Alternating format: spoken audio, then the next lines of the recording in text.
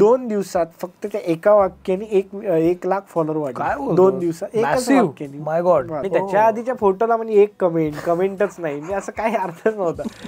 किंवा आता पण इंटरव्ह्यू जे होतात त्याच्यात काही वाटेल ते प्रश्न विचारतात. मग ते एका याच्यानंतर हॅशटॅग टोमणा मला वाटतं पुण्यातल्या बाहेरचे लोक एन्जॉय करतात ना, तसं एका अर्थानं पुण्याचा अपमानच आहे तो.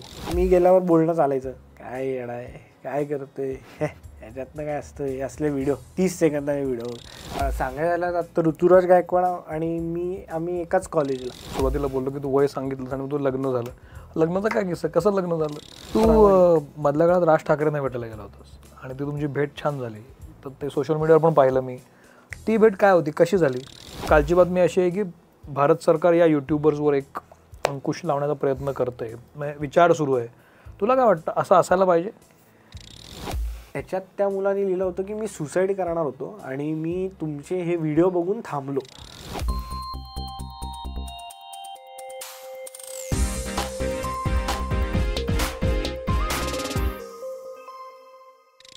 नमस्कार मित्रमणेमध्ये मी तुम्हा सगळ्यांचं स्वागत करतो. नव्या वर्षाच्या सुरुवातीला नवीन गेस्ट आणायला लागतो. पण काय आहे, गेस्ट नवीन असला तरी काही काही गेस्ट उलट उत्तर देण्यामध्ये फार फेमस असतात.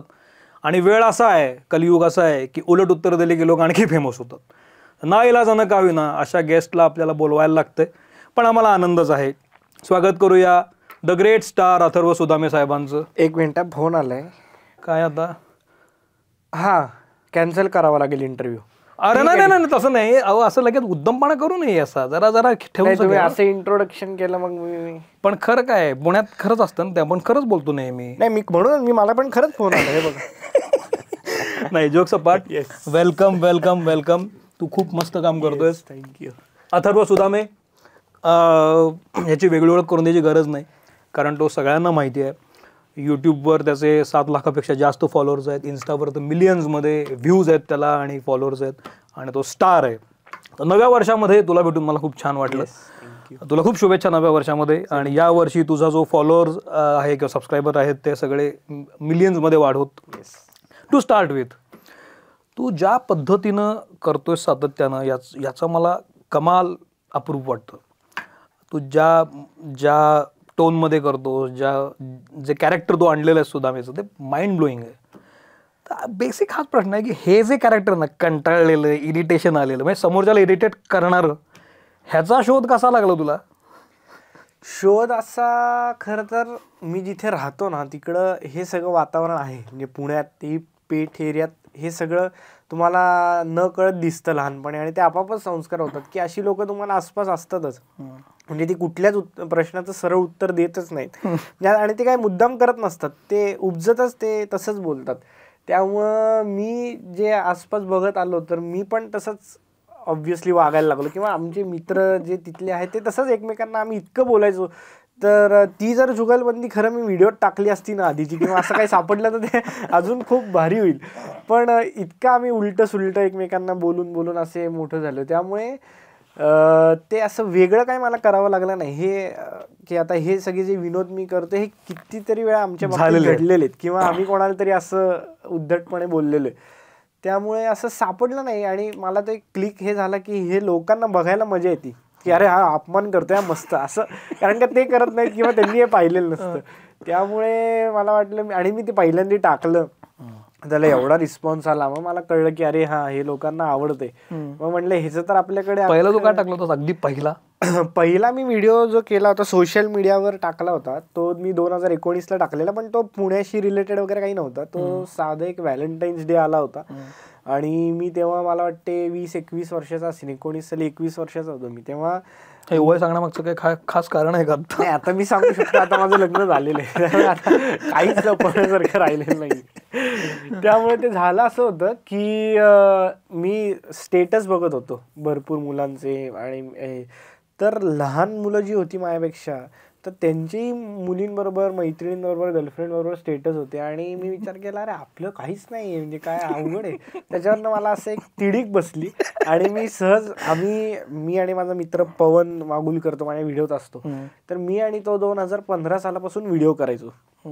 त्याचं माझ्या घराच्या खाली केकचं दुकान होतं. तर तिथं आम्ही या सगळ्या व्हिडिओज करायचो. पण त्या कधी टाकले नाही, कारण का हे माहितीच नव्हतं असं काही माध्यम आहे वगैरे. पण म्हटलं एक तशीच अशी व्हिडिओ केली घरातल्या घरात, दाखवली सगळ्या मित्रांना. ते म्हटलं अरे हे टाक तू. ते हे तू टाकले, कारण का ते त्यांनी रिलेट केलं की हा त्यांनाही कोण नव्हतं.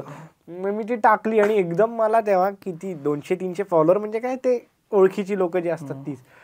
तर त्याच्यावर एकदम मला 80-90 कमेंट आले. अरे काय काय. आणि त्याच्या आधीच्या फोटोला म्हणजे एक कमेंटच नाही. म्हणजे असं काही अर्थच नव्हता. मग मला कळलं की हा हे लोकांना आपण बडबडतो नॉर्मली ते पण आवडते.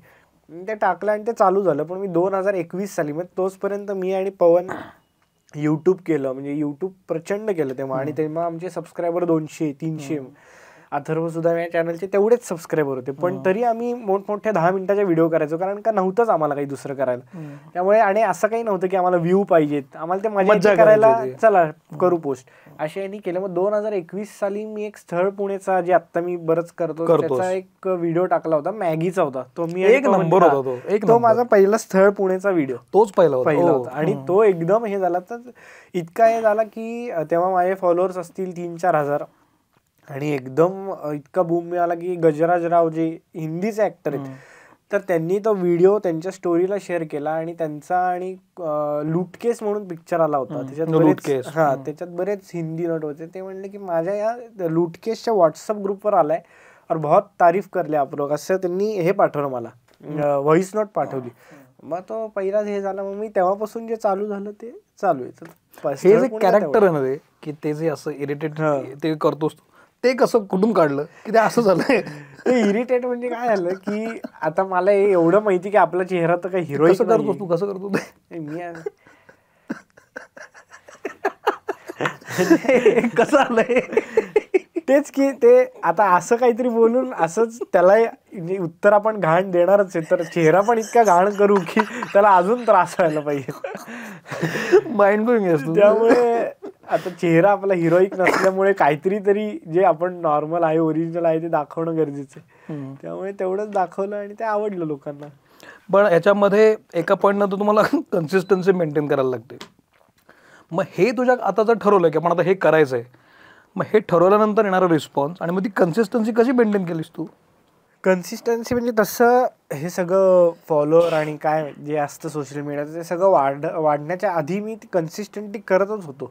फक्त त्याला रिस्पॉन्स यायला बराच वेळ लागला. पण त्यामुळे उलट रिस्पॉन्स यायला लागल्यावर तर अजूनच हे झालं की अरे चला रिस्पॉन्स येतोय, चला अजून करत राहू आपण. त्यामुळे जसं जे काय सुचत गेलं ते मी करत. ह्याच्यामध्ये कॉपी कशी करतोस तू? म्हणजे याची प्रोसेस काय? तूच लिहितोस सगळे तू लिहितोस? हा, म्हणजे आता एक कसं असतं की बरेचसे आपण बघितलेले असतात, ऐकलेले असतात, मग ते आपल्या पद्धतीने सादर करायचे. त्याच्यानंतर आपण कुठे गेलो की काहीतरी कॅरेक्टर शोधतो, ते करतो. त्यामुळे असं मग लिहिणं जे आहे बेसिक, तर ते मोठ्या व्हिडिओला जास्ती गरजेचं असतं, जे युट्यूबचं असतं. पण ते कधी मी लिहितो. अजून एक दोन आता काय झालं, इतकं जेव्हा ब्रँड आणि त्या ऍडव्हर्टाईज येतात तेव्हा आपण सगळं नाही हे करू शकतो. कोणाला तरी आपण सांगतो की ह्याच्यात काय, हा ते पण बेसिक जे मला पाहिजे ते व्हिडिओ ते मग मीच लिहितो. हे मॅगीचं झालं ना की तुला पहिला ट्रिगर मिळाला, किक मिळाली आणि मग तू ते सुरू केलं. त्याच्यानंतरचे महत्वाचे टप्पे कुठले होते असं वाटलं तुला की हा गाजला, त्याच्यानंतर पुढचा हा मिळाला मला, असा कुठला टप्पे सांगता येतील? त्याच्यानंतर व्हिडिओचं असं ॲक्च्युली झालं की व्हिडिओज बऱ्यापैकी चालायलाच लागल्या. पण मला काम म्हणजे चांगली लोक खूप ओळखायला लागली. त्यांनी फायदा हा झाला, कारण का मला आठवते 2021च्या जुलै एंडला हा मी व्हिडिओ टाकला होता. आणि ऑगस्ट-सप्टेंबरपासून मला लोक इंटरव्ह्यूला बोलवायला लागले. त्याच्यानंतर मला ऑक्टोबरमध्ये पहिली ॲडव्हर्टाईज मिळाली निर्मिती सावंत बरोबर. त्यामुळे इतकं फास्ट ते घडत गेलं. मला प्रशांत दामले सरांबरोबर काम करायला मिळालं, म्हणजे भाडीपणी बोलवलं की तुम्ही आमच्या ह्याच्यात हे करा. त्यामुळे ते इतकं फास्ट झालं की ते कळलंच नाही की किती पेस आहे याच्यामध्ये. हे फार महत्वाचं बोलतोस तू, कारण ऋतिक रोशन कसा आहे, एका रात्रीत स्टार झाला, कहो ना प्यारे आला आणि एकदम स्टार झाला. तू पण तो व्हिडिओ टाकलास आणि एकदम स्टार झाला. अर्थात ते लोकांना एकदम वाटतं, पण तू त्याच्या आधीपासून करत होतास. पण आता दिसते एका रात्रीत म्हणून आपण एका रात्रीत म्हणूया. हे स्टारडम जे असतं, लोक ओळखायला लागतात, फोन यायला लागतात, मेसेज यायला लागतात, लोक बोलवायला लागतात. हे कसं घेतलंस तू? हे सोपं नाही आहे. म्हणजे लोक एकदम अचानक तुमच्या अंगावर येतं सगळं. ते कसं फिलिंग होतं त्यावेळेचं? आता खरं तर माझा स्वभाव असा आहे की मी पटकन रिॲक्टच म्हणजे कुठल्या ह्याला होत नाही. किंवा आता मी हा जो आत्ता इंटरव्ह्यू देतोय ना, तर मला इंटरव्ह्यू द्यायला कोणी बोलवलं की मला असा प्रश्न पडतो, अरे मी काय बोलू त्याच्यात. कारण का पहिलेच 1-2 इंटरव्ह्यूला मला बोलवलं, मी म्हटलं पण तुम्ही घेऊन काय करणार इंटरव्ह्यू, माझ्याकडे तर काय मटेरियलच नाही बोलायला, मी काय बोलू. किंवा आत्ता पण इंटरव्ह्यू जे होतात त्याच्यात काही वाटेल ते प्रश्न विचारतात. मग ते एका याच्यानंतर हॅशटॅग टोमणा मला वाटतं म्हणून मी तुम्हाला जेव्हा तुम्ही इंटरव्ह्यूला मला विचारलं तेव्हा मी पहिल्या झटक्यात तयार झालो, कारण का मी तुमचे पाहिले होते. त्यामुळे मी तयार झालो, कारण का माझ्याकडे एवढं असं काही मी खूप रिॲक्टिव्ह नाहीये कुठल्याही गोष्टीला. त्यामुळे अजूनही मला असं होतं की जेव्हा फोटो काढायला येतात वगैरे थोड्या वेळाने प्रश्न पडतो की अरे कशाला, म्हणजे काय काय म्हणजे ते चुकीचं त्यांच्या ह्यानी चुकीचं असू शकतं की त्यांना मी आवडत असेल किंवा ते बघत असतील म्हणून येत असतील. पण मला असं होतं की बरं ठीक आहे, आता मी माझ्या थोडा झोनमध्ये आहे तर थोडं, त्यामुळे मी रस्त्याने पण मास्क लावून हे लावून फिरतो. म्हणजे मला लोक जेव्हा येतात तेव्हा प्रचंड आनंद होतो की मला लोक ओळखतात. पण मी प्रॉब्लेम असा होतो की रिॲक्टिव्ह नसल्यामुळे कोणी काही बोललं, अरे हो तू फार असं तसं मला पटकन बोलताच येत नाही की मी काय म्हणजे रिॲक्ट होऊ. तर त्यांना वाटतं की अरे हा काय मुद्दाम करतोय का काय असं, किंवा हा खरंच म्हणजे पुण्यातला खरंच माझ आता दाखवायला लागला काय. त्यामुळे मी ते घेतलं असं की हा ठीक आहे, ओळखताय, छान, मस्त मस्त. त्यामुळे मला असं नाही झालं हो आता चला मी गॉगल घालून आणि जॅकेट घालून बाईकवर आता हे करतो की मी असं झालंय. पण हे जेव्हा यायला लागतं तेव्हा एवढं नक्की कळतं की आपलं काम लोकांना. पण याच्यामध्ये आपलं आपण करणं मुलं आणि तुम्ही प्रशांत दामलेंसमोर जाऊन काम करायला लागतं. आता चला हवाईदामध्ये पण तू एक परफॉर्मन्स दिला, म्हणजे तुम्ही मेनस्ट्रीम मध्ये जायला लागता. तर हा स्ट्रेस येत नाही इथं गल्लीत करणं काम, बरोबर, आणि एकदम तुम्ही मेनस्ट्रीम मध्ये जाऊन काम करायला लागतं अशा लोकांबरोबर की जे अनेक वर्ष काम करतात. हा कसा करतोस तू मॅनेज? मग स्ट्रेस उलट काय होतं, ते आत्ता तेवढी अक्कल नाही आहे ना, त्यामुळे ती एक्साइटमेंट वाटते जास्ती की हा चला आपण एक्साइट होतो की अरे एवढ्या मोठ्या माणसाबरोबर काम करायला मिळतं. त्यामुळे आपण त्या वेळेपुरतं विसरतो की अरे आपण एवढ्या मोठ्या माणसासोबत आहे. म्हणजे काय म्हणतात त्याला, की जेव्हा मला असं हे झालं की प्रशांत दामले सरांबरोबर करायला, मला असं होतं कधी आता मी त्यांच्यासोबत एकदाच करतोय. आणि ही लोक पण इतकी, म्हणजे मी आत्तापर्यंत ज्या लोकांबरोबर मराठीतल्या पण केलं, हिंदीतल्या पण केलं, इतकी चांगली असतात की ते कुठंच असं दाखवून देत नाहीत की आम्ही कुठेतरी लहान आहे किंवा आम्ही कुठेतरी कमी आहे. उलट ते असं दाखवतात, अरे तू तर एवढा हे करतो, मलाच टेन्शन आलं. म्हणजे हे खोटं असतं, पण ते तरी ते म्हणण्याची पद्धत आणि समोरच्याला कम्फर्टेबल करण्याची पद्धत, त्यामुळे असं कधी जाणवत नाही की हा जरा आपण थोडं बॅकफुटलंय. तू मगाशी बोलता शूट सुरू व्हायच्या आधी मी त्याच्याशी बोलत होतो तेव्हा तू क्रिकेट उत्तम खेळायचा असं मला तू सांगितलं. तुझ्या या बॅकएंड स्टोरीबद्दल सांग ना. म्हणजे तुझं काय शिक्षण काय झालंय, तुला रस कशात होता, तू ह्याच्यात येण्यापूर्वीचा तू कसा होतास? शिक्षण माझं खूपच, म्हणजे अगदी मी असं पत्रिकेतलं नुसार तुझं मुलाचं शिक्षण काय असं नाही विचारलं, अगदीच न सांगण्यासारखं शिक्षण म्हणजे काय BCom झालंय माझं. अच्छा. पण मी क्रिकेट 5-6 वर्ष खेळायचो. डेक्कन जिमखान्याला मी जायचो आणि आमच्या कॉलेजची टीम MMCची पण खूपच चांगली होती. त्या टीममध्ये होतो आणि आम्ही 2 वर्ष, 1 वर्ष जिंकलो, 1 वर्ष हारलो फायनलला. असं चांगलं आमची टीम होती. त्यामुळे भरपूर चांगल्या प्लेयर्स बरोबर मला खेळायला मिळालं. त्यामुळे मी 7वी ते 12वी क्रिकेट, फक्त क्रिकेटच खेळायचो. म्हणजे शाळेत, म्हणजे आमच्या घरी पण असं काही नव्हतं की नाही तू अभ्यासच पाहिजे असलं काही हे नव्हतं. त्यामुळे ते प्रॉपर त्याच्यातच होतो मी. तू बॉलर होतास की बॅट्समन होतास? मी बॉलिंग करायचो. तेव्हाही गुगलीच टाकायचो? नाही, तेव्हा मी फास्ट टाकायचो ते गुगली. त्यामुळे 5-6 वर्ष व्यवस्थित ते क्रिकेट खेळ. मग त्याच्यानंतर मी गिटार वाजवायला लागलो. अरे वा. हा, माझ्या मामाचा गिटारचा क्लास आहे, तर त्याच्या इथे मी जॅमिंगला गेलेलो. तर तिथं गेल्यावर मी असं पाहिलं, अरे माझा एक मित्र होता तर तो गात होता तिथं. मी म्हटलं अरे भारी आहे यार, गातोय वगैरे. हा, आणि मुली खूप बघत होत्या. मला जास्ती आलं की आपल्याकडं आता गिटार घेतला तरी बघतील, म्हणजे काहीतरी कारण शोधत होतो मी बघायला. आणि मग मी ते म्हटलं की मी येतो शिकायला उद्यापासून गिटार. तर म्हटलं ये, काय तू जास्ती वेळ येणार नाही पण येच.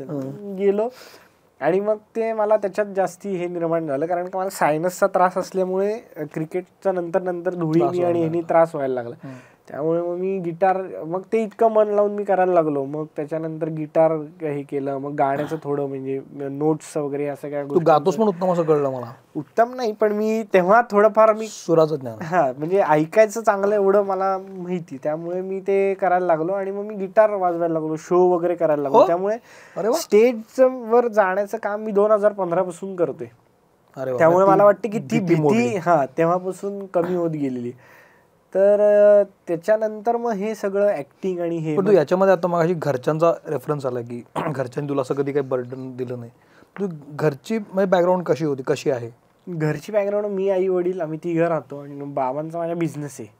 आई तेव्हा ट्युशन घ्यायची, क्लासेस घ्यायची, पण मला काही तिने आग्रह केला नाही की तू पण अभ्यास कर, पण ते अभ्यासाचीच क्लास घ्यायची. एवढ्या मुलांचा अभ्यास घेऊन ती थकली असेल की याला कुठं परत सांगा. त्यामुळे आम्ही तिघं राहतो. आणि बॅकग्राऊंड म्हणजे काय की म्हणजे असं कधी मला सांगण्यात नाही आलं की तू हेच कर किंवा हे करू नको. म्हणजे असं नाही की मी आत्ता हे करतोय ना, चल मग तुला कुठं न्यायचंय, असं पण नाहीये. पण असं नाही की हे करू नको, म्हणजे ठीक आहे तुला मजा येते ना तू कर. पण असं नाही वाटलं की तू क्रिकेट खेळतोय 7 वर्ष आणि आता सोडलं क्रिकेट, आता गिटार वाजवतोय, चांगलं वाजवतो, आता सोडला, आता तू हे करतोय, ह्याच्यात सगळ्यात झालं असेल ना काहीतरी? हो, ह्याच्यात मला सगळ्यात जास्ती फायदा झाला की त्यांनी जास्ती लक्ष घातलं नाही. म्हणजे एखादे जर लक्ष घालणारे असते तर ते म्हणले असते की तू 7 वर्ष मग कशाला घालवली इथं, करेक्ट, तू मग इथं काहीतरी करायला पाहिजे. तर त्यांचं असं होतं की ठीक आहे चल तुला आता वाटते, म्हणजे रमतोयस ना तू कर. त्यामुळे मला वाटते की त्याचा मला फायदा झाला की मी सगळ्या गोष्टी एक्सप्लोर करून बघितल्या. आणि क्रिकेट खेळल्यामुळे म्हणजे मला ते काय स्पोर्ट्समन स्पिरिट आणि हे तर आपण सगळं म्हणतोच, पण मला लोकांचे इतके अनुभव आलेले आहेत की तिथं काय काय चालतं, क्रिकेटमध्ये काय काय असतं, इतकी लोक एकत्र आल्यावर 11 जणांमध्ये तुम्हाला येण्यासाठी काय काय करावं लागतं, किंवा आपल्याला काढण्यासाठी बाहेर लोक काय काय करू शकतात. तुला पण अनुभव आला हे लेवलला? हो, ते काय प्रत्येक एवढी पोरं खेळतात, त्यामुळे त्याचा मला कुठेतरी आत्ता उपयोग होतो. मग तू मगाशी म्हणालास ना की क्रिकेट तू खूप चांगल्या लोकांबरोबर खेळलाय, कोणाकोणाबरोबर खेळलायस तू? सांगायला आता ऋतुराज गायकवाड आणि आम्ही एकाच कॉलेजला, अच्छा, एकाच टीम मध्ये, म्हणजे मी त्याच्या टीम मध्ये पण एकाच टीम मध्ये खेळलेला. हो, आणि 11वीत असताना, म्हणजे मी 11वीत असताना आम्ही जिंकलो, 12वीत असताना फायनलला हरलो. 2 वर्ष तो आमच्या. तू अभ्यासामध्ये असा अव्वल होतास की मीडियम होतास की नाही, फार आवड नाही? आवड तर नाहीच म्हणजे, पण अभ्यासात 10वी पर्यंत काय होतं की आमच्या घरात क्लास होते, त्यामुळे काहीतरी ना काहीतरी अभ्यास करावा लागायचा, चालू असायचा, कानावर पडायचा. पण तरी असं काही नव्हतं की मी 9वीत कुठल्या तरी विषयामध्ये नापास होणार, म्हणजे असं अगदी हे की असं होतं. हो, कारण का माझं असं होतं की सकाळी आता 10वीची जेव्हा आमची परीक्षा होती, म्हणजे मी कुठल्या इयत्ता मागं नाही राहिली माझी, पण एखाद्या विषयात नापास झाले वगैरे असं आरामात व्हायचं. तर माझा स्वभाव असा होता की म्हणजे मला आता आई सांगते की तू किती असं करायचा की आता समजा परीक्षा, 10वीच्या बोर्डाची परीक्षा होती आणि 11 वाजता पेपर, आणि सकाळी मी म्हणलं नाही आता मला टीव्ही लावून बसायचंय, आणि जर नाही लावून दिला तर मग मी काहीतरी हे करणार की नाही असं शक्यच नाही, मी लावून बसणार. मग ते काही बोलायचे नाही, ठीक आहे आता जे केलंय ते वर्षभर, आत्ता काय 2 तासात दिवे लावणार, ठीक आहे जाऊ दे. पण तरी म्हणजे 10वीत मला बरे होते टक्के, पण त्याच्या आधी कधी असं. वा, याच्या पुढे येऊया आपण. तू हे करायला लागल्यानंतर, यूट्यूब आल्यानंतर तू वेगळ्या लोकांच्या सानिध्यात जायला लागलास, पण प्रत्येक माध्यमाचा एक अल्गोरिदम असतो, एक ग्रामर असतं, ते शिकायला लागतं तुम्हाला. आत्ता मी याच्यात पडल्यानंतर मला ते दिसायला लागले की काय असतं यूट्यूब, इन्स्टा काय असतं. मग तू आता याच्यात पडायचं ठरवल्यानंतर तू पण अपडेट झाला असशीलच ना की यूट्यूब कसं असतं, इन्स्टा कसं असतं. तर हे कसं ह्या मीडियम्सकडे कसं बघतोस तू? कारण खूप मोठा फॉलोअर तुझा आहे, इन्स्टावरचा फॉलोअर वेगळा आहे, यूट्यूबवरचा फॉलोअर वेगळा आहे, फेसबुकचा वेगळा आहे. तर हे जे फॉलोअर्स तुला आहेत हे कसे दिसतात? फॉलोअर्स खरं सांगू का, आता जे बाकीचे माझ्याबरोबर जे क्रिएटर्स आहेत ते थोडे वेगळ्या अँगलनी बघतात ह्याच्याकडे, पण माझ्या बघण्याचं एवढंच आहे की ह्याच्यावर आपण जे आधीपासून करतोय की आपल्याला जे येतं त्याच्यातनं करमणूक होती लोकांची, मी तेवढंच अजूनही बघतो. मला असं काही हे करायचं नाही की माझे हे फॅन्स आहेत किंवा माझं हे त्यांना आवडलं म्हणून फॉलो करतोय, जसं मी आधी लोकांना करायचो. मी फॅन, आता मी कशाला फॅन असायला पाहिजे, मला जर एखाद्या मुलाची प्रोफाईल आवडली, मुलीची प्रोफाईल आवडली, आपण फॉलो करतो, त्या प्रकारचं ते झाले. पण आता ह्याला एक वेगळा अँगल असा आलाय की त्याच्यातनं तुम्ही स्टारडम मिळवू शकता, तुम्ही त्याच्यातनं मजबूत पैसे मिळवू शकता, अशा त्या लेवलला आले. पण माझा अजून बघण्याचा तो दृष्टिकोन नाहीये. माझा असं आहे की ठीक आहे ते एक माध्यम आहे त्याच्यावर, कारण का कुठलं माध्यम किती दिवस आहे माहित नाही, उद्या हे बंद झालं तर आपल्याला कोण विचारणार नाही. त्यामुळे त्याच्यावर असं अवलंबून की आता ह्याच्यावर आपलं आयुष्य आहे असं नाहीये. पण आत्ता त्याच्यावरच आहे खरं सांगायला गेलं तर. पण त्याच्यातनं की जर आत्ता आपल्याला त्याच्यावर फॉलोअर्स आहेत म्हणजे आपण कोणतरी मोठे, असं माझा बघण्याचा दृष्टिकोन नाहीये आत्ता. तशा अँगलनं म्हणा हे खूप चांगलंच आहे. पण जे तुला कमेंट करतात, जे तुझ्या DM करत असतील, ही मुलं तुला जे फॉलो करतात ना त्यांचं स्टेट ऑफ माइंड काय आहे आता, जनरेशनची काय स्टेट ऑफ माइंड असं वाटतं तुला? मला कसे येते लोक सगळे आत्ता प्रत्येकाच्या हातात मोबाईल आहे, त्यामुळे मला वाटतं की प्रत्येकाला बराच वेळ आहे हे एवढंच बघायला, पण एवढंच बघायला वेळ आहे. म्हणजे त्यांना आत्ता 3 तास जाऊन पिक्चर बघायला ते एखादाच बघू शकतात महिन्यातनं, किंवा 2-3 महिन्यातनं एखादा पिक्चर बघू शकतात. पण आता आम्ही ज्या टाईपचा कॉन्टेंट करतो 1 मिनिटाचा, तो प्रत्येकाला बघण्याचा वेळ. म्हणजे आत्ता आपण इथं बसलो, इंटरव्ह्यू सुरू व्हायला 5 मिनिटात आपण काहीतरी बघणार. करेक्ट. त्याला काय तुम्हाला वेगळा वेळ काढावा लागला नाही, वेगळे पैसे द्यावे लागले नाही. करेक्ट. त्यामुळे सगळ्यांचा माइंडसेट असा आहे की काहीतरी द्या आम्हाला रोज. म्हणजे आता मला जे मेसेज येतात ते असे की बाबा दिवसाला तुम्ही काहीतरी रोज टाका, म्हणजे आमचं ऑफिस सुटल्यावर आम्हाला काहीतरी हा चला एक रिलीफ आहे. तर ह्या याने बघण्याचा दृष्टिकोन आहे. म्हणजे आत्ता मला तुम्ही विचारलं तेव्हा आठवलं की एक मेसेज मेल आला होता. मेल आता काय होतं, इंस्टाग्रामवर जे DM येतात ते पटकन बघितले नाही जात, पण मेल असा आला होता की एका मुलाने. तुला किती DM येतात दिवसाला? दिवसाला असतात ते 50-60 तरी लोक. एवढे पण सगळे बघितले जातात तुझ्याकडनं? हा, म्हणजे कधीतरी आता एखाद्या 15 दिवसांनी आपण सगळेच काढतो, मग त्याच्यातनं बघ. हो, कट्टू तुला मेल आला, पुढे मेल आला होता मला, आणि त्याच्यात त्या मुलाने लिहिलं होतं की मी सुसाईड करणार होतो आणि मी तुमचे हे व्हिडिओ बघून थांबलो, तर मला फक्त तुम्हाला थँक्यू म्हणायचे, आणि तुम्ही फक्त हा मेसेज कुठं दाखवू नका, म्हणजे तुम्ही हा किस्सा सांगा पण माझं नाव ओपन करू नका. आणि त्यांनी बरंच मोठं पत्र लिहिलं होतं. तर त्याच्यात त्यांचं सांगण्याचं हे होतं की मी सुसाईड करणार होतो, पण तुमच्यासारखे व्हिडिओ बघून तुम्ही जे टाकले, मी मंडे मोटिवेशन एक ते मी आता बंद केलं पण मी ते आधी टाकायचो, आणि त्याच्यात मी सांगायचो की अरे असं काही नाही की म्हणजे मी त्याच्यात माझा एक व्हिडिओ होता की एक मुलगा असतो आणि त्याला विचारतात शाळेत की तुला मोठं होऊन काय व्हायचंय, तर तो म्हणतो त्या बाईंना की मला वर्गात पहिले यायचे, आणि तो पहिला येतो आणि मी असं म्हणलो की मला त्याचा परवा फोन आला होता, अरे 2000 रुपये जरा उधार देतो का. तर हे असलं करून काही नाही, तुमच्या वयानुसार खेळा, 4 शिव्या खा, हे करा ते करा. तर त्यांनी ती व्हिडिओ बघितली आणि तो म्हणला की मी ही व्हिडिओ रोज बघतो, की मला हे सांगायला की अरे असं काही नाही, मी कुठे हरलेलो नाही. त्यामुळे मग असेही लोकांचे मेसेज येतात. हे तर आपण कधीच म्हणजे इमॅजिनच करू शकत कोणाला तरी असा प्रभाव पडत असेल आपला. खरी गोष्ट आहे. तर अशा पद्धतीने तू ज्या पद्धतीचे अपमान करतोस ना लोकांचे तुझ्या स्किटमधून किंवा तुझ्या त्या छोट्या नाटुकल्यामधून, ते भयंकर असतात. म्हणजे आणि अतिशय शेमलेस असतात, स्ट्रेट असतात. तर ह्याच्या ज्या रिॲक्शन असतात, जसे ते पुण्यातल्या बाहेरचे लोक एन्जॉय करतात ना, तसं एका अर्थानं पुण्याचा अपमानच आहे तो. तुम्ही म्हणजे सरळ सांगता की स्थळ पुणे आणि भर चौकात अपमान करता. तर अशा उलट्या रिॲक्शन झाल्यात तुझ्याकडे की काय सुद्धा मी बंद करा, असं करू नका? नाही, काय झालं, पुण्याच्या लोकांना हा अपमान आवडतो ना, त्यामुळे पुण्याच्या लोकांनी हे इतकं उचलून धरलेलं आहे, आणि ते जर धरलं नसतं ना तर खरंच काही नसतं झालं. आत्ता मला जेवढे लोक भेटतात पुण्यातले, तर लोकांचे मी जेवढे आभार मानावे तेवढे कमी आहेत, कारण का ते इतकं कौतुक करत असतात माझं की त्यांनाही इतकं आवडतं. आणि ते जे तुम्ही म्हणलात की पुण्याच्या अपमानच आहे ते म्हणजे ते बघून कदाचित बाहेरची लोक येणार नाहीत, तर तेच पाहिजे ना त्यांना. इथल्या लोकांना तेच पाहिजे की नको यायला, तर ते उलट त्यांना हा की ठीक आहे, नाही कर तू हे कर. ते उलट मला बरीच लोक येऊन सांगतात, अरे हे कर ना, मी असा अपमान केला होता माझा, असं काय हो, हे मला सांगतात तू हे कर ना. असं सांगता येईल की एक गृहस्थाने हे सांगितलं असा मी अपमान केला होता? आमच्या इथे खाली होनप वकील म्हणून आहेत माझ्या बिल्डिंग मध्येच, ते मला रोज काहीतरी ना काहीतरी सांगत असतात, आणि ते सांगत असतात कर अपमान, असं कर. म्हणजे ते मला हे सांगतात, छान केलं, छान, बरं आलं. आणि त्यांना काय आहे, ते वयस्कर असल्यामुळे त्यांना वाटतं की हे खरंच असं मी करतो, म्हणजे रस्त्यावर जाऊन मग त्याची मी व्हिडिओ करतो. तर ते चांगलं केलं तू त्याला, बरं झालं. पण असे खरंच लोक आहेत, खूप आहेत आमच्या इथे, प्रचंड आहेत. तू जे मगाशी आपण सुरुवातीला बोललो की तू वय सांगितलं आणि तू लग्न झालं, लग्नाचा काय किस्सा, कसं लग्न झालं, कोण आली ती मुलगी, कशी आली तुझ्या टीममध्ये, आणि कसं ठरलं ते सगळं? लग्नाचं झालं असं की मी हे जे सगळं चालू केलं होतं, तर एक 3 किलोमीटर म्हणून सकाळचं एक ॲप होतं, सकाळ डिजिटल, ते एंटरप्रेन्योर्स होते. बरोबर.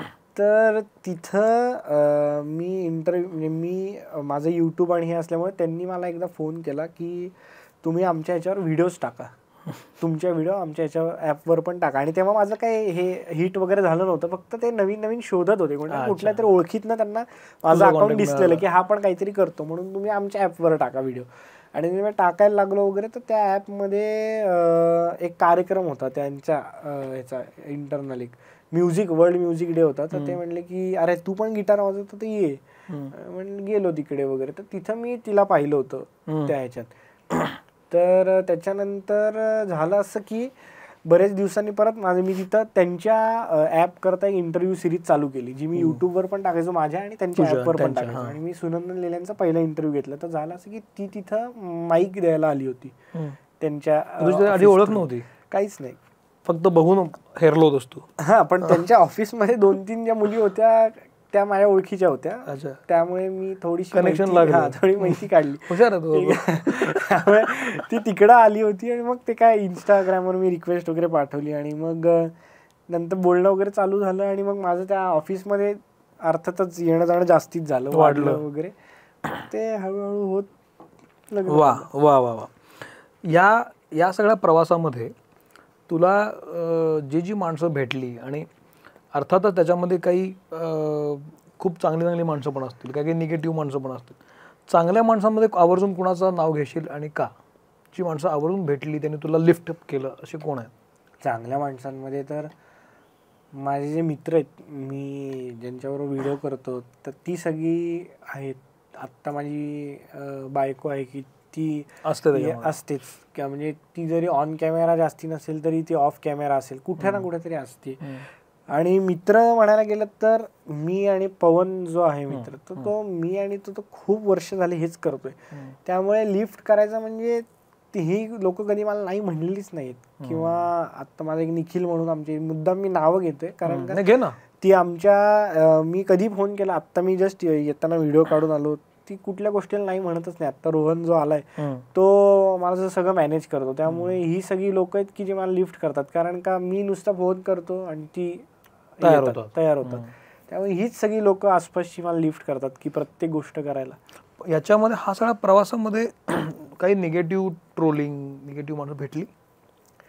ट्रोलिंग ॲज सच असं खूप नाही झालं, पण काहीतरी ना काहीतरी निगेटिव्ह कमेंट्स येतातच लोकांच्या. पण शक्यतो मी त्या टाळतो. म्हणजे कशाला बघा, पण असतात काही.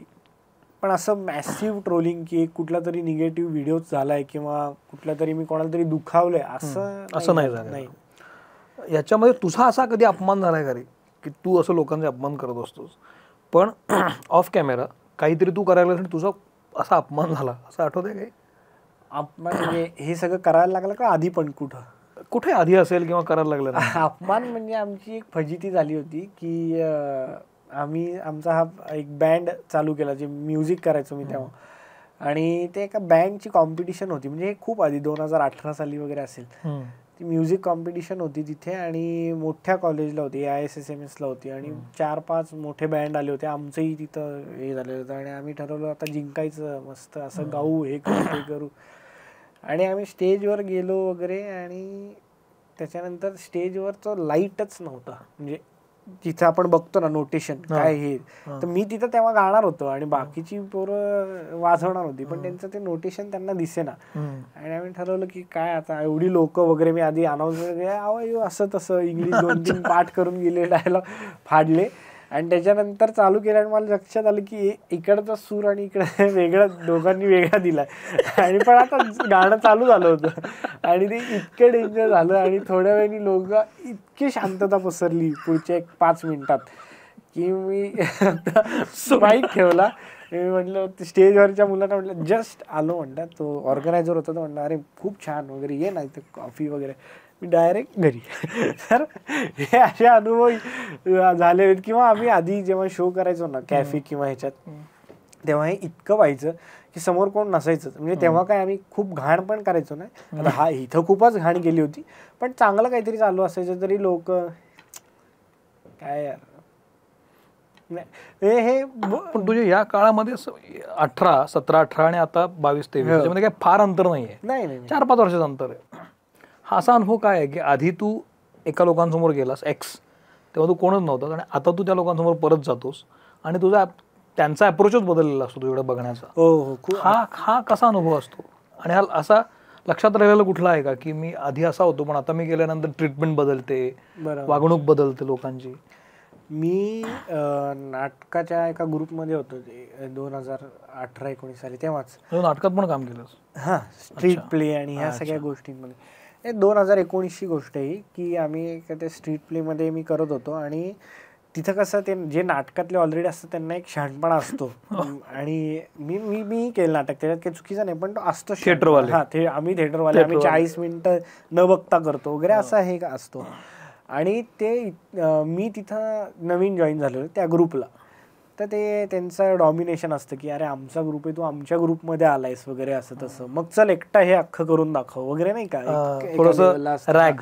आणि तेव्हा मी side by side social media पण करायचो, पण त्याच्यात तिथं कोणी काय प्रेझेन्स असं नव्हतं, फक्त आवडतं म्हणून करतो. तर त्यांचं असं मी गेल्यावर बोलणं चालायचं, काय येडा आहे, काय करतोय, ह्याच्यातनं काय असतं, हे असले व्हिडिओ 30 सेकंदाचे व्हिडिओ. आणि हे मला प्रॉपर कळायचं की हे त्यांचं बोलणं चालायचं, आपला कोणतरी एक असतोच की जो सांगतो येऊन, आणि हे मला कळायचं. पण तेव्हा मी कधी काही हे केलं नाही, पण तरी येता जाता त्यांचं ते चालू असायचं, अरे 30 सेकंदाचं नाहीये हे, असं आहे वगैरे नाही का, एक जो शहाणपणा.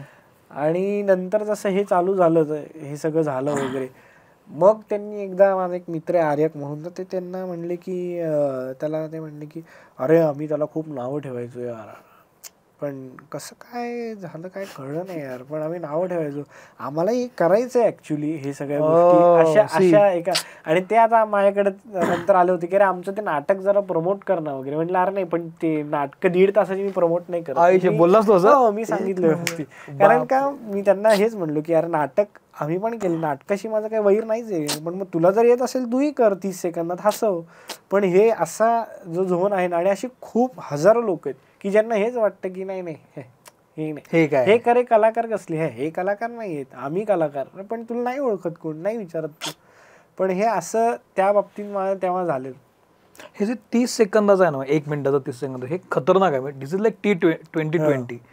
तर तू जेव्हा एखादं स्किट बसवतोस, स्किट म्हणजे त्याला काय म्हणतो आपण, तुम्ही काय म्हणता, स्किटच 20 सेकंदाचं, त्याची प्रोसेस कशी असते, तुम्ही कधी करता, ते किती वेळ लागतो, किती कॅमेरे वापरता? कारण जो बघणारा असतो ना, त्याला ती क्युरियोसिटी असते की कुठे केलंय, हे किती वेळात लिहिलंय, हे कसं शूट केलंय, तर त्याचं शेड्यूल काय असतं का तुमचं? शेड्यूल असं नसतं. आता कॅमेरा म्हणजे आम्ही मोबाईलवरच करतोय, सगळं मोबाईलवर करता, एडिटिंग पण ह्याचं मोबाईलवरच होतं, तर आयफोनवर चांगलं शूट होतं, त्यामुळे त्याच्यातच करतो. आणि त्याचं शेड्यूल असं काही नसतं खरं तर, जसं सुचेल तसं करायचं, ती लोक गोळा करायची आणि बोलवायचं त्यांना, त्यामुळे असं शेड्यूल असं काही नसतं.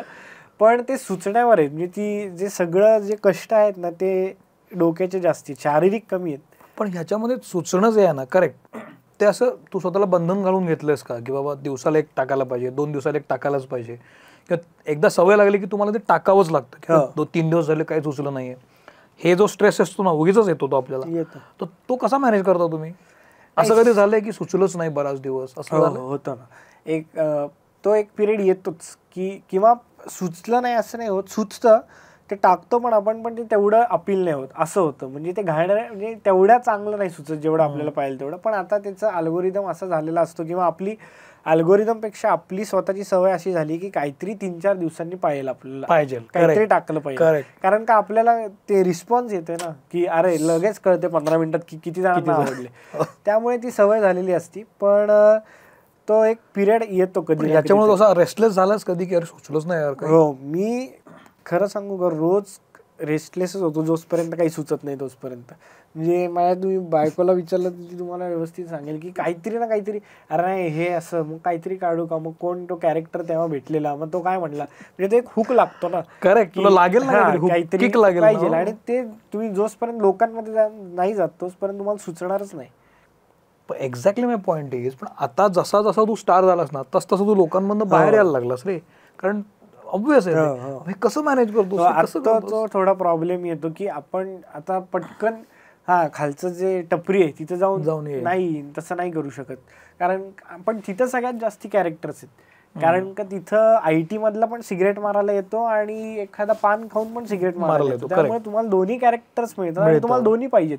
तुम्हाला एवढं IT वालाच नकोय फक्त, किंवा तुम्हाला तो हा पण नकोय, तुम्हाला दोन्ही पाहिजेत. त्यामुळे तिथं जाणं जेव्हा कमी होतं ना, तेव्हा थोडा प्रॉब्लेम येतो, पण ते कसं ना कसं थोडंफार मॅनेज.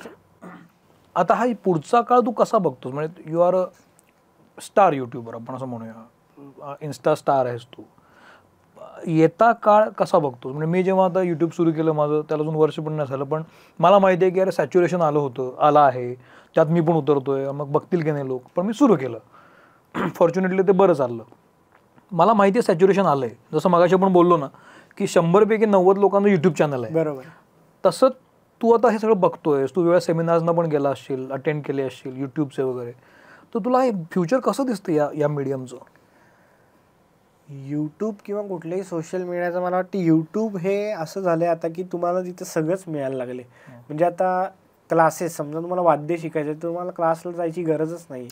त्यामुळे मला वाटतंय की आता प्रत्येक जण त्याचा जो बिझनेस आहे, आता तिथे येऊन लोक भाषण पण देतात, तिथे येऊन तुम्हाला सीएची लोक क्लास पण येतात, सगळंच करतात. काही त्यामुळे तुम्हाला गरजच नाही दुसरा कुठे क्लास काढायची, जागा घ्यायची. तुमच्या घरात बसून तुम्ही हे सादर करू शकता तुमच्यात जे आहे ते. आणि आत्ता पण जर तुम्हाला ते सादर करता येत नसेल तर मग तुमच्यात काहीतरी अर्थ नाही. कारण का हा आत्ता असा पिरियड आहे की तुम्ही तिथं काय पाहिजे ते करू शकता आणि तुम्हाला ऑडियन्स असणार आहे. आता कोणाला वाटलं होतं की ह्याच्यावर आपण जे घरात स्वयंपाक करतो ते लोक बघतील आणि त्याचे मिलियन व्ह्यूज होतील?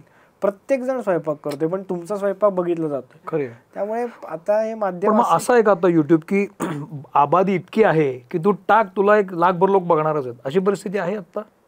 अरे मला तसं नाही वाटत, पण काहीतरी वेगळं असलं पाहिजे. कॉम्पिटिशन वाढते. हा, म्हणजे आता असं पण आहे की आता सगळेच जण स्वयंपाकाचं टाकतायत पण त्या 4 लोकांनाच असतील, बाकीच्या 2000 लोकांना तसेल ऑडियन्स. त्यामुळे काहीतरी वेगळं असायला पाहिजे. याच्या पुढची स्टेप काय वाटते? कारण आता तू युट्यूबर आहेस, प्रोफेशनल युट्यूबर आहेस, आपण ज्या प्रोफेशनमध्ये काम करत असतो त्याच्या भविष्याकडे बघतोस ना की उद्या काय होणार आहे, तर तुला उद्या कसा दिसतो या माध्यमाचा, मीडियमचा? मी खरं सांगू का, हा विचारच नाही केला. कारण का मी ह्याच्यात विचार करून आलेलोच नाहीये. म्हणजे कारण का मला वाटलंच नव्हतं कधी की हे माध्यम पण असं काहीतरी करू शकतं. कारण का मी फक्त आधी युट्यूबवर बघायचो की अरे हा भुवन बामला हिला 10 मिलियन हे असं कुठं असतं, 1 मिलियन व्ह्यू वगैरे हे असं शक्य. म्हणजे आपला काही तेव्हा तेवढा विचार करण्याची पण ताकद नव्हती. पण जसं आता ते यायला लागले तसं आपल्याला कळतं की अशा गोष्टी काय लेवल्स होतं. त्यामुळे युट्यूबचे काही व्हिडिओज मी बघितले, काही लोकांचे, तुझे पण काही बघितले, तर काही वेळेला आपण बोली भाषेमध्ये बोलायला लागतो, काही शिव्या त्याच्यामध्ये येतात, काही उर्मट शिव्या पण येतात, काही लाऊड शिव्या पण दिलेल्या असतो काही 1 मिनिटाच्या स्किटमध्ये.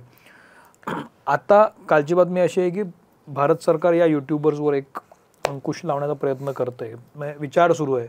तुला काय वाटतं, असं असायला पाहिजे? नसायला पाहिजे. म्हणजे त्याचं प्रमाण ठरलं पाहिजे. कारण का आत्ता मी कपिल शर्माचा एक इंटरव्ह्यू पाहिला, त्याच्यात तो म्हणला की आता आम्ही कॉमेडी कशी करायची असा प्रश्न पडला. कारण का चॅनलवर आता आम्ही पागल हा शब्द बोलू शकत नाही. मग तो म्हणला काय राहिलं काय म्हणजे आता बोलायला. तसं व्हायला लागलं तर मग तुम्ही कुठल्याच विषयावर कॉमेडी करू शकत नाही. आणि कॉमेडी म्हणजे काय, जे समाजात चाललंय ते दाखवतो, त्याच्यात वेगळं काय आपण करत नाही. आणि आता काय आलं, युट्यूबवर बरीच लोक आहेत किंवा इंस्टाग्रामवर की जी फक्त शिव्या देतात, तर तुम्ही ते उलट बघायला पाहिजे. आणि जर त्यांना तसंच करायचं असेल ना तर अशी 1000 अकाउंट आहेत की जी खूप फालतूगिरी करतात, तर तशी तुम्ही अकाउंट पकडा. पण सरसकट सगळ्यांना करणं चुकीचे. मग तुम्ही तसं काहीतरी शोधा की अरे हा नाहीच आहे लायकीचं, हे नाहीच करायला पाहिजे, त्याला तुम्ही काढा. पण जर असं करायला लागले, आता बोली भाषेत शिवी देणं म्हणजे हे नॉर्मल एक्सप्रेशन आहे खूप, आणि त्याच्यात पण लाफ्टर आहे, कितीतरी लाफ्टर आहे त्याच्यात. तर त्याच्यात काही असं नाहीये की हा काहीतरी चुकीचं आहे किंवा अरे आपण नाही रे, मी नाही कधी असं ऐकलं, असं काही नाहीये त्याच्यात. तर त्याचं प्रमाण ठरलं पाहिजे की नाही बाबा हा मुद्दा. तुला म्हणजे असं वाटतं का की आता युट्यूबच्या निमित्तानं तू लोकांना माहीत झालास, पण पुढं काय, म्हणजे आता ऍक्टिंग तू करायला लागलास, तू हवा युद्धामध्ये दिसायला लागलास, वेगळ्या मीडियममध्ये काम करायला लागलास, तर प्रत्येकाला एक भूक असते ना की आता मी सिरियलमध्ये काम करेन, पिक्चरमध्ये काम करेन. असं वाटतं तुला की आता आपण मीडियम चेंज करावं, ते पण करावं? सिरियलचं तर नाही वाटलं, पण मला मीडियमपेक्षा मला युट्यूबवर आता मी एक सिरीज बघितली, मी ती मिस्टर सुदामे म्हणून एक सिरीज केली. तर मला ते स्वतःच करायचं. कारण का मी जे म्हटलं ते मी आधी हेच डोक्यात, मी थिएटर जे शिकलोय 2-3 वर्ष, ते मग ह्याच्यासाठी शिकलो की मला ऍक्टर व्हायचंय. करेक्ट. त्यामुळे ते तर डोक्यात आहेच. पण आता असं की सिरियल वगैरे ज्या ह्याच्या चालल्यात त्याच्यात मला काही एवढं हे नाही. आणि आम्हाला इनिशियल स्टेजला एवढ्या वेळा आम्हाला ते विचारायचे सिरियल्स आणि या गोष्टीसाठी, कारण का त्यांनाही पाहिजे की हा सोशल मीडियावर पण इथं दिसलं तर त्यांचा फायदा होईल. त्यामुळे त्याच्यात काय एवढा इंटरेस्ट नाही ते जे विषय चालू आहेत त्याच्यात पण. आणि पिक्चरचं झालं तर त्याच्यात पण तसंच आहे की उगीच मी सोशल मीडियावर मला ओळखतात म्हणून नका घेऊ. ते खरंच माझा जर बरा वाटत असेल अभिनय, तुम्ही ऑडिशन घ्या आणि हे करा. पण तुला सिनेमात काम करायला आवडेल? हो, 100% आवडेल. असं काय ऑफर आलं ना तुला अजून? आलं. मी आता एक बॉईज 4 मध्ये 4 मध्ये येऊन गेला. 4 मध्ये मी एक गिरीश कुलकर्णींसोबत एक हे केलंय. तर ते मी तेच आहे की आता ते गिरीश सर होते म्हणून ते करायला मजा. पण ते कोण कुठला रोल, आता आम्हाला बरेच जण पिक्चरसाठी विचारतात पण ते इतके काहीतरी भलतेच रोल असतात आणि हे काय ते त्याच्यात करण्यात काय मजा नाही. तुझ्यासारखे खूप लोक आता युट्यूबमध्ये यायचे, त्यांना तुला बघून त्यांना फॉलो करायचंय. अशा मुलांना काय सांगशील तू? म्हणजे अथर्व मस्त करतो, भारी करतो हे माहिती आहे, भारीच करतो, पण त्याच्या मागची जी काही तू म्हणालास ना की मी रेस्टलेस असतो दिवसभर, हे लोकांना कळत नाही. बरोबर. आणि मग ते सुचण्यासाठी जे काय घर्षण करायला लागतं स्वतःचं, जी काय वायझड होते ज्याची त्याला माहीत असते. पण ते ही ज्या मुलांना काम करायचं ना, त्यांना जर युट्यूबमध्ये यायचं असेल तर काय गोष्टी पाळल्या पाहिजेत आपण, तर तुम्ही युट्यूबमध्ये या, काय सांगशील? एक तर ठरवूच नका की मला युट्यूबमध्ये यायचंय. बरं. तुम्हाला जे आवडतंय किंवा तुम्हाला ज्या ह्याच्यात काम करायचंय ते पहिलं तुम्हाला शिकणं प्रचंड गरजेचं आहे. आणि तुम्ही शिकलात ना की तुम्हाला हे माध्यम आपोआपच ओपन होणार आहे युट्यूब. कारण का तुमच्याकडे सगळं आहे, मग तुम्हाला काही दुसरीकडे जायची गरज नाही. तुम्ही इकडे येऊन ते सादर करू शकता. पण तुम्ही ठरवलं की मला युट्यूबर व्हायचंय तर तुम्ही नक्कीच होणार नाही युट्यूबर. म्हणजे मला तरी नाही वाटत असं की होऊ शकाल. की आता ज्याला काहीतरी काम करायचं, मला माहिती होतं की हे आपल्याकडे आहे, मी माध्यम शोधतोय, मग टाकू इकडं. तसं मग तुमचं काहीतरी तयार पाहिजे की बाबा मी शिकलोय 5 वर्ष गाणं क्लासिकल, आता गाणं टाकायचं, मग तू या माध्यमात ये. पण आता युट्यूबर बनू म्हणून मी 5 वर्ष गाणं शिकतो, तसं नाही करू. आता आमच्या इथे बरीच मुलं येतात 9वी 10वीतले, अरे दादा मला हे करायचंय, युट्यूब चालू करायचंय 9वी 10वी. पण 9वी 10वीत तू नाही करू शकत, कारण का तू काही शिकलाच नाही, तू आत्ता जन्माला आलाय, तर तू हे कसं करणार? त्यामुळे ती फक्त हे खोडून काढली पाहिजे की तसं नाही करता येणार. सक्सेसचा काय मंत्र आहे असं आलं लक्षात तुझ्या काही? म्हणजे इतक्या वर्षांमध्ये सोशल मीडियावर सक्सेसचा मंत्र काय आहे? मला वाटतं की ओरिजिनल जसे तुम्ही आहात ना तसे तुम्ही दाखवा तिथे. म्हणजे उद्या मी जर दाखवायला गेलो की मी फंकी शर्ट घालून खूप भारी दिसण्याचा प्रयत्न करतोय, मेकअप केलाय, गॉगल स्पाइक्स बिक्स केलेत, तर मी तसं नाहीच आहे. मी हे जे आहे तेच मी तुम्हाला दाखवते. म्हणजे मी एवढा उद्धट नाहीये, पण मी हे जे बघितले तेच तुम्हाला दाखवते, जे नॅचरल आहे. जर मी माझ्या व्हिडिओला एडिटिंग हा प्रकार म्हणजे काय की सॅच्युरेशन वाढवलंय किंवा ब्राईटनेस हे मी करतच नाही. जे तुम्हाला दिसतंय तिथं तेच तसं आहे, हे इथं आहे. किंवा जर माझा व्हिडिओ रोडवर आहे तर तो रोडवरच आहे, उगीच मी स्टुडिओत जायची गरज नाही मला. तर तुम्ही जे काय आहात ना ते तुम्ही दाखवा. आता बरेच लोक म्हणतात नाही रे माझ्याकडे कॅमेराच नाही, पण कॅमेरा लागतच नाही, मोबाईलमध्ये शूट होतो. हे तुम्ही फक्त कारण देताय. अरे नाही माझ्याकडे माईकच नाही, लागतच नाही, आमच्याकडे पण नव्हते कधी माईक. काय बोलतो? आता आम्ही 1 महिन्यापूर्वी माईक घेतलेलं आहे. आधी डायरेक्ट करायचो तुम्ही? डायरेक्ट जो व्हॉइस येईल तो, आणि नाही आहे ना माईक, दुसऱ्याचा मोबाईल घे, खिशात टाक, त्याच्यात तो रेकॉर्ड होतो, नंतर फक्त सगळं तुम्हाला मोबाईलमध्ये. हो, तर हे जे मग तुम्ही फक्त कारण देताय. त्यामुळे तुम्ही जर ओरिजिनल जे काय आहे, बाबा माझं घर पत्र्याचं आहे तर पत्र्याचं आहे. म्हणजे भरपूर लोक आहे अरे माझं घरात फर्निचर चांगलं नाहीये, हे कारणच असू शकत नाही. तुमचं जे काय आहे ॲज इट इज. तुला जो सक्सेस मिळाला, तो जो काही असेल तो हार्डवर्कमुळे मिळाला, लकमुळे मिळाला की कन्सिस्टन्सीमुळे मिळाला? मला तर वाटतं लक तुम्हाला लागतंच. म्हणजे मला असं नाही वाटत की मी खूप एक्स्ट्रा ऑर्डिनरी टॅलेंटेड आहे किंवा असं काही, मला तर नाही वाटत. कारण का 1000 जण असे बघितलेले पण आहेत आणि असतील पण की जे माझ्यापेक्षा हार्डवर्किंग पण असतील, टॅलेंटेड पण असतील. पण लक हा फॅक्टर लागतो. पण कन्सिस्टन्सी जसं तुम्ही म्हटलात की ते एक लागतं. आणि खरं सांगायला गेलं तर प्रामाणिकपणा, कुठं खोटेपणा केलाय, बळच काहीतरी दाखवलंय, कुठं खोटं बोललंय, किती महत्वाचं आहे. तर ते जर असेल ना तर मी असे खूप जण बघितलेत की ज्यांचे इगो प्रॉब्लेम आहेत. म्हणजे आता जसं मी तुम्हाला नाटकांमधलं सांगितलं की त्यांना प्रॉब्लेमच आहेत आणि त्यांना फक्त नाटकांशी किंवा हे नाही तर नाटकातल्या लोकांना पण नावच ठेवणार आहेत. तर ते हे नाही बघायला जाणार की अरे हे करतो. आता मी जर नाटक बघायला गेलो तर मी हे नाही म्हणणार की अरे येऊन दाखव सोशल मीडियावर, कशाला, तू तुझं कर मी माझं करतो. मी उलट हे बघीन की अरे हे ह्याच्यासारखं मी कसं करू शकेन. तर त्यांना ते नाही बघायचं, त्यांना हे की अरे नाही हे का नाही. तर मला वाटतं हे पाहिजे. तू मधल्या काळात राज ठाकरेंना भेटायला गेला होतास आणि ती तुमची भेट छान झाली, तर ते सोशल मीडियावर पण पाहिलं मी. ती भेट काय होती, कशी झाली? त्यांनी तुला कसं बोलवलं, तुला कसा फोन आला, तू तिथे गेल्यावर काय बोलला, असं सगळं स्क्रीन प्ले सांग. पहिलं असं झालं की पहिली दोन वेळा मी त्यांना भेटलो. पहिली जी भेट होती ते आमचा अवॉर्ड, मनसेने एक अवॉर्ड फंक्शन ठेवलेलं, सोशल मीडिया सगळे जे आहेत क्रिएटर्स ऑल ओव्हर महाराष्ट्र. तर तिथं आम्हाला बोलवलं होतं आणि तिथं त्यांचं भाषण होतं पहिलं. आणि मी नॉर्मल आम्हाला एक हे दिलं होतं की तिथं, आणि अख्खं ते इतकं खचाखच भरलं होतं ऑब्व्हियसली त्यांचं भाषण म्हणल्यावर. आणि ते आले आणि मला पहिलं बघून असं की ह्यांचं भाषण आज आपण ऐकणार, म्हणजे मला ह्याचाच आनंद होता की नशीब आपण हे केलं, आज आपल्याला ह्यांचं भाषण तरी ऐकायला मिळते. आणि ते एवढ्या जवळून, आणि तो ऑडिटोरियम वगैरे. आणि मी मला वाटतं एक 10व्या-12व्या रांगेत बसलो होतो. आणि नॉर्मल जस्ट ते बोलत होते, सांगत होते की असं सांगता ते म्हणले, भाषण चालू असताना म्हणले, अरे तू पण आलायस का म्हणून.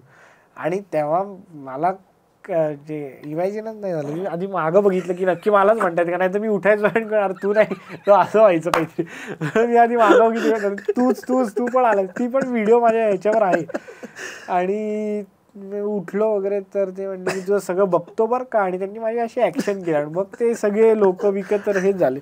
आणि ते म्हणले ये वर ये म्हणून. अरे मग एकदम आरडाओरडा वगैरे झाला आणि मी वर गेलो वगैरे. आणि त्यांचं भाषण चालू होतं, ते थांबवलं त्यांनी. मी नमस्कार वगैरे केला. ते म्हणले, ते परत चालू केलं की हे कसं सोडणार. त्यांनी 2 मिनिटात संपवलं. आणि ते जाता म्हटलं मला काय समजणारच नाही, तर एवढी लोक बसली आहेत समोर आणि त्यांच्यासमोर काय म्हणलं. ते म्हणले की मी तुझं ते करतो बरं का, घरी पण मी असंच करतो असं ते म्हणले. त्यांनी माझी ऍक्शन केली आणि मी हसून फक्त खाली गेलो. आणि अवॉर्ड फंक्शन ते चालू होतं आणि मला 5 मिनिटांनी लोक बोलवायला आली, चला चला बाहेर या. बाहेर मला वाटलं परत भेटायचं योग येतोय का काय.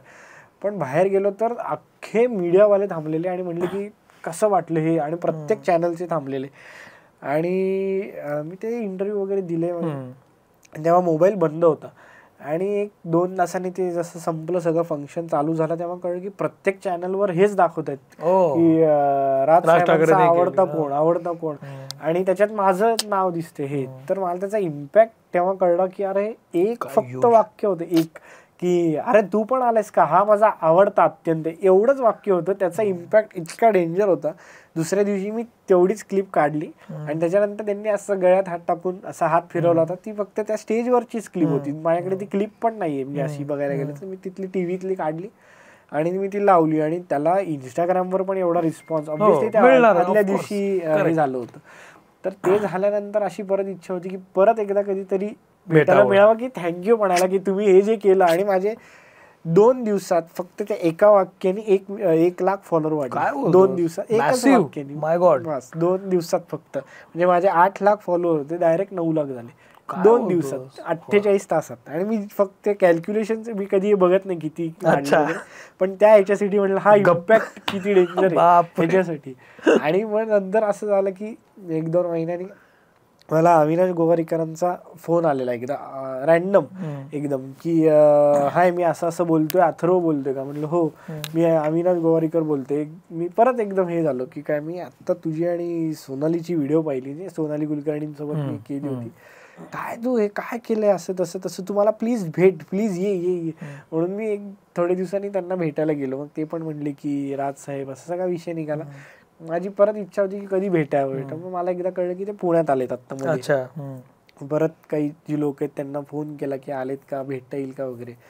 तर ते मला म्हणले की हो तुमचं नाव ऐकल्यावर ते म्हणले की त्याला घरी पाठव म्हणून. त्याला घरी बोलवलं, पुण्यातल्या घरी. मग मी गेलो घरी सकाळी. आणि आधी ती लोक म्हणले नाही, मी सगळ्यांना घेऊन गेलो 5-6 जणांनी. आणि नेमकी झालं असं की मिस्टर सुद्धा, मी ती सिरीज जी केली होती ती जस्ट आम्ही केली होती. म्हटलं काहीतरी दाखवायला तरी उगीच असं नाही वाटणार कशाला आलाय बळच भेटायला. म्हणून आधी ती लोक म्हणली की नाही 10 मिनिटच भेटायचं जायचं, ते जास्ती वेळ थांबत नाहीत कोणाला वगैरे. म्हणलं ठीक आहे.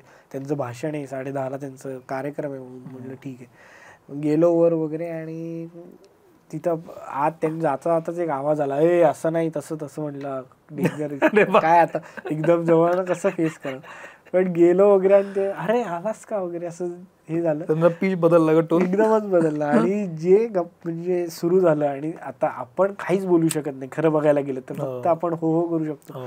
पण त्यांनी पहिलं म्हणजे ते इतकं कम्फर्टेबल केलं त्यांनी की असं की अरे खूप वर्षांची ओळख आहे असं. आणि मग काय चहा वगैरे आला आणि त्यांचं चालू होतं की त्यांना मी तो एपिसोड दाखवला. मग त्यांनी जे चालू केलं त्यांनी आम्हाला इतके विनोद सांगितले, म्हणजे त्यांनी इतके बाळासाहेब ठाकरेंचे किस्से सांगितले, पु ल देशपांड्यांचे किस्से सांगितले आणि इतका वेळ बोलणं, शोले कसा झाला, काय झालं हे आम्हाला ते सांगत होते. गाणी आत्ताची कशी नाहीये, तेव्हा काय कसं गाण्याची पद्धत होती, हे सगळं इतकं सांगितलं. आणि त्याच्यात 1.5-2 तास कंटिन्यूस ते चालू होते, जे आम्हाला 5 मिनिटं ते 10 मिनिटं सांगितलं होतं. त्यांचा माणूस आला म्हटला की असं असं आहे, ते म्हटले नाही वेळ लागेल बोल. आणि 1.5-2 तास फक्त ते गप्पा मारत होते. आणि ते फक्त आम्ही ते शूट करत होतो गप्पा. माझा एक मित्र ते म्हणले की फक्त आपल्यातच ठेवा, हे बाहेर कुठं दाखवू नका. त्यामुळे आमच्याकडे ते जे शूटिंग आहे तर आम्ही कोणाला ते ऑब्व्हियसली नाही, पण ते इतके मन मोकळेपणाने बोलत होते. आणि असं की मी सगळं सांगणार आहे तुम्हाला, तुम्ही आता पैसे कमावण्याकडे लक्ष द्या, इतक्या छोट्या छोट्या गोष्टींपासून ते सांगत होते की. आणि म्हणजे डेंजर. त्यांच्याकडनं कुठली गोष्ट घेतलीस तू की एक त्यांचं स्टेटमेंट तुला खूप आवडलं की हे माझ्या लक्षात राहिलंय, असं कुठलं आहे? त्यांचं ते खरं तर आहे ना, त्यांच्याकडे बोलण्याची शैली अशी की ते आपल्याला प्रत्येक स्टेटमेंट असं आहे की हा यार बरोबर आहे असंच वाटतं आपल्याला, कारण का ते सांगतातच अशा पद्धतीने. एक नंबर. आणि त्यांचं असं की त्यांनी ज्या गोष्टी सांगितल्या ना त्या अशा होत्या की तुम्ही फक्त आता हा मी कलाकार आहे, मी कलेच्या मागे धावणार असं नको. सगळ्या गोष्टींचा विचार करा की आता आपलं लग्न असेल तर आर्थिक गोष्ट पाहिजे, ह्या सगळ्या गोष्टीचा विचार करून तुम्ही पुढे जा. आणि ही टेक्नॉलॉजी आहे, टेक्नॉलॉजी आम्ही नाही मानत, अशा ह्याच्यात नका राहू, तुम्ही ती शिका. आपण त्यांच्या पुढे, आपण बाकीच्यांच्या पुढे पाहिजे, बाहेरची लोक येऊन हे शिकतात आणि आपण मागं पडतो, तसं नाही व्हायला पाहिजे. या इतक्या छोट्या छोट्या गोष्टी सांगितल्या, त्यामुळे ते एक असं 1.5 तासाचं जे होतं ते एक मोटिवेशनल टॉक, काही न ठरवता. याच्यामध्ये आता पुढच्या काळामध्ये काय नवीन करतोयस तू? आता मला जे करायचंय ते खरं तर युट्यूबवरच सिरीज करायची. आता मी एक लाईव्ह शो पण तयार करतोय. अरे वा. म्हणजे इतके दिवस मी जो लाईव्ह शो करायचो त्याच्यात एक अर्धा तास कॉमेडी असायची आणि त्याच्यानंतर थोडीफार गाणी आणि जे मी आधी करायचो ते. पण आता असं असेल की 1.5 तास प्रॉपर कॉमेडी शो. वा. असा तू करणार हा डोक्यात आहे. आणि याच्यामध्ये आपण जे एखादी गोष्ट करत असतो ना सातत्यानं, तू खूप वर्ष तू करतोस ते 2-3 वर्ष, त्याच्यामध्ये तोचपणा येऊ नये म्हणून काय करतोस? आता खरं हे सांगणं अवघड आहे, कारण का मलाच असं कधी कधी वाटतं की तोचपणा येतो का काय आपल्या याच्यात. करेक्ट. पण आता रिस्पॉन्स म्हणजे लोकांना असं नाही वाटत तोचपणा आहे, कारण का आता मला असं वाटतं की स्थळ पुणे मी 2-2.5 वर्ष करतोय पण तरी ते आवडते लोकांना, कारण का विनोद प्रत्येक वेळेस वेगळा आहे. त्यामुळे तसं अजूनही मी काही विचार केला नाही वेगळं करण्यासाठी, पण तसं बघायला गेलं तर मी वेगळं करत पण असतो. आता मी 1.5 मिनिटाचे पण कॉन्टेंट काढतो की एक स्ट्रेट टॉक की बाबा आईला आणि मुलाला खरं काय बोलायचं असेल एकमेकांशी समोरासमोर, हे मी असं तर ते वेगळं काहीतरी ना काहीतरी चालू असतं. आता याच्यामध्ये आपण जेव्हा सोशल मीडियावर काम करत असतो ना, आपण आता शेवटच्या टप्प्याकडे आलो, जेव्हा सोशल मीडियावर काम करत असतो, युट्यूबवर असतो, तेव्हा आपल्याला व्यसन लागतं. माझ्या घरी माझी बायको सतत म्हणत असते की किती वेळ फोन बघतोस तू, कारण ते व्ह्यूज किती मिळाले, कोण बघतं, कमेंट काय करतं, हे सगळं बघितलं जातं. पण माझं तर काही हजार आहेत, तुझं काही लाखात आहेत. तर हे मोबाईल व्यसन जे आहे ना, त्याच्या ते कसं मॅनेज करतोस तू? हे डेंजर आहे. किती वेळ फोन असतो? इतर तक्रार माझी पण बायको करते कधी कधी की किती वेळ, कारण का त्याच्यात आपण इतके गुंतले जातो.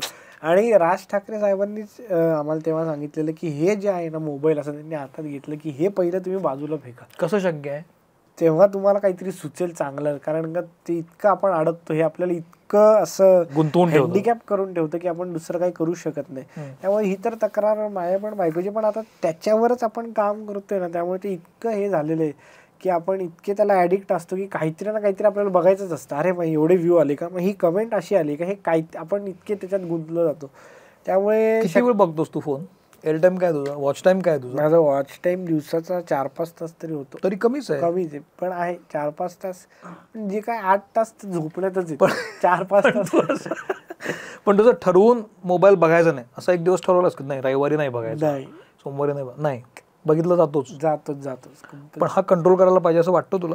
हो वाटतं, मला कधी कधी वाटतं. त्यामुळे मला असं मी विचार करतो की कधी आपला मोबाईल आपण बघत नाही किंवा बघायची इच्छा होत नाही, तर समजा मी खेळायला गेलो, क्रिकेट खेळतो मित्रांबरोबर, नाही होत बघायची इच्छा, तर त्यामुळे मला असं वाटतं मग कधी कधी की हा आपण खेळायला. शेवटचा प्रश्न विचारतो, युट्यूबनं किंवा या इन्स्टा सोशल मीडियानं तुला खूप काही दिलं, नाव, पैसा, फेम सब तुम्हारे पास.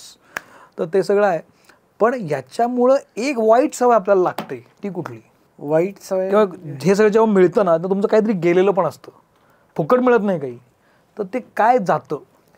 नाही, मला नाही वाटत काही गेलंय. कारण का जर मी असा विचार केला गेलंय तर मग आवडून बसेल सगळं. मग एवढं मिळालंय त्याचा काही अर्थ राहणार नाही. पण असं काही गेलं नाही. आणि मला असं नाही मग कधी वाटत की अरे समजा कुठं जाता येत नसेल बाहेर तर नाही जाता येत. हा, मग मला आनंद आहे की नाही जायचं, मला तसं पण नाहीच जायचं, काय करणार. त्यामुळे मला असं काही वाटत नाही की आपल्याला काही कमी करावं लागतं किंवा हे जे बाकीचे लोक करतायत ते मला करता येत नाही, असं काही नाही. उलट मला जे करता येतं ते कोणालाच. पण तू जे सोशल मीडियावर आता 1-1 मिनिटात रील टाकतोस, 30-30 सेकंदाचे करतोस, कारण मुलांचा पेशन्स कमी होत चाललाय आणि म्हणून आपण ते करतो. पण मग हा पेशन्स वाढावा असं वाटतं तुला? ऍक्च्युली वाढायची गरज आहे की तो आणखी कमी कमी होत जाणार असं वाटतं? आता हा प्रत्येकच ह्याच्यातला कमी झालेला आहे. जसं टेस्टवरून आपण 2020 आलो तर तो काय फक्त कलेबाबतीत असं झालेलं नाहीये की ह्याचाच फक्त पेशन्स कमी झाला, प्रत्येक ह्याच्यातच कमी झालेलं आहे. त्यामुळे ते जशा म्हणजे काळानुसार जावं लागेल. आता आपणच समजा आर्टिस्ट आहे तर आपण असा विचार पहिला करतोच की 3.5 तासाचा पिक्चर बघायचा का नाही, आपण करणारच हा विचार. आपण असा नाही विचार करत की आपण आर्टिस्ट ते बघायलाच पाहिजे, असं काही नाहीये. बरोबर आहे. तसंच आहे की आपला पण तसंच कमी झालेलं आहे. त्यामुळे जे लोकांना आवडतं, जे आपल्याला बघायला आवडतं तेच लोकांना आवडणार आहे. त्यामुळे मला नाही वाटत असं काही गरज आहे की आपण काही, आणि आपण नाही वाढवू शकत खरं बघायला गेलं तर. जर ते इंटरेस्टिंग असेल ना तर लोक 5 तास पण बघतील. आता ह्या ज्या OTT वर येतात सिरियल तर ते लोक अख्ख्या रात्रीत बघून काढतात, सगळे एपिसोड बघून काढतात, कारण का तेवढं ते इंटरेस्टिंग आहे. त्यामुळे असं काही नाहीये. वा, हे मस्त आहे. मला या मुलाखतीमधल्या अनेक गोष्टी आवडल्या, त्यापैकी एक ही की कॉन्टेंट दिला तर लोक बघतात, एक. आणि दुसरी महत्त्वाची गोष्ट की खरेपणा, जो तू म्हणालास ना की माझं घर पत्र्याचं असेल तर ते पत्र्याचं आहे, बरोबर. हे फॅक्टर फार महत्त्वाचे आहेत. म्हणजे कुठलाही आविर्भाव न आणता आपण ते करणं. कारण मी जेव्हा ह्याला पहिला फोन केला की अथर्व, मी सौमित्र बोलतो आणि तू येशील का, तर तो असा कॅज्युअली बोलला असतो माझ्याशी. आणि मला कळलं ना नक्की अथर्वच बोलतोय का त्याचा कोण माणूस बोलतोय, म्हणून मी अथर्व बोलतोयस तू अथर्व, कारण तुझं इम्प्रेशन असं आहे ना की ते बघून बघून की हा असा इतका नॉर्मल कसं काय बोलू शकतो. पण तू जसा आहेस तसाच मस्त आहेस. तुला खूप भारी भारी शुभेच्छा. तू खूप मस्त करतोयस आणि या नव्या वर्षामध्ये पण तुला खूप चांगलं यश मिळेल. तू मित्रमणेमध्ये आलास, तू मित्रमणे पाहतोस, मला खूप बरं वाटलं. कारण एकीकडे तू 30-30 सेकंदाचं करत असताना मी 50-50 मिनिटांचा इंटरव्ह्यू करतोय आणि लोक बघतात फॉर्च्युनेटली. तर हा जसं आपण बोललो आहे ना. तर तू आल्याबद्दल एक छोटीशी भेट. हा आहे एक बुकमार्क अश्मनचा. आणि ही अश्मनतर्फे एक भेट छोटीशी. मला खात्री आहे की ही तुझ्याकडे नसेल. हा पेबल दिया आहे आणि हा जर तुम्हाला हवा असेल तर माझ्या डिस्क्रिप्शनमध्ये इन्स्टाची लिंक आहे अश्मनची, तर जरूर पहा. हँड पेंटेड दिया आहे तो. ग्रेट. आणि तुला आवडेल, तू उघडून बघू शकतोस. कारण काय द्यायचं असं जेव्हा विषय आला तेव्हा काहीतरी युनिक देऊया असा विषय होता. हा नॅचरल स्टोन आहे आणि त्याच्यावरची जी कलाकुसर आहे ती हँड पेंटेड आहे. आय होप तुझ्याकडे असा दिवा नसेल आणि तुला तो आवडेल, तुला आणि तुझ्या बायकोला सुद्धा. मग ठीक. वा, तो तू जरूर तो लाव घरी. तू मित्रमणेमध्ये आलास, आवर्जून आपण गप्पा मारला, मला खूप छान वाटलं. तुला खूप शुभेच्छा. मित्रमणेमध्ये हा इंटरव्ह्यू कसा वाटला मला जरूर सांगा. मी सोशल मीडियावर आहे, अथर्व सुद्धा आहे. आणि चॅनल जरूर सबस्क्राईब करा, कारण आपण चांगला कॉन्टेंट देण्याचा प्रयत्न करतोय. चांगली माणसं जोडली जावीत यासाठीचा हा प्रयत्न आहे. त्यापैकीच एक अथर्व सुद्धा आहे. नवीन वर्ष सुरू झालं आहे, तर तुम्हा सगळ्यांना खूप खूप शुभेच्छा. मनासारखं जगा, मजा करा. Thank you very much.